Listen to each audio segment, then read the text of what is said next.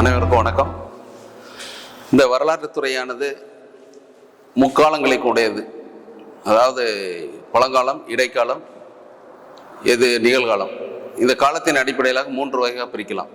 இப்போ வரலாறு என்றால் என்ன அப்படின்னா, வரலாறு என்பது வரல் ஆறு, வந்த வழிதான் வரலாறு. வரல் ஆறு என்பது வரலாறு ஆகிய மாறியது.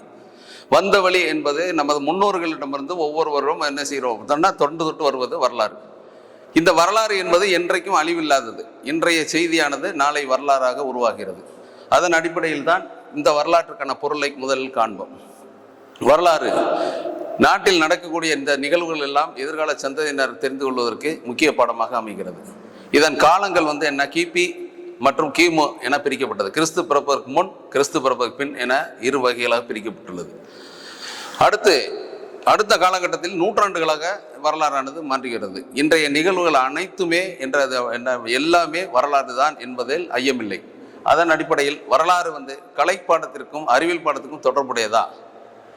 கலை என்று ஒரு பக்கம் சொன்னாலும், அறிவியலே என்று ஒரு பக்கம் சொன்னாலும், கலையும் அறிவியலும் சேர்ந்து ஒரு நாணயத்தின் 2 பக்கங்கள் போல கலையாகவும் அறிவியலாகவும் செயல்படுவது வரலாறு.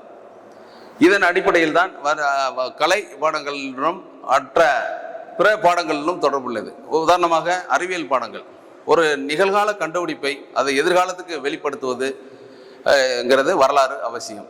அதே மாதிரி அறிவியலுடன் தொடர்புள்ளது இன்றைய அரசியல் சூழ்நிலையும் நாளைய சந்ததியினருக்கு வெளிப்படுத்துவதும் வரலாறு தான். எனவே வரலாறு இன்றி இந்த உலகில் எதுவும் இல்லை என்பது நிறுவனமாகியுள்ளது என்பதை தெரிவித்துக் கொள்கிறேன். நன்றி, வணக்கம்.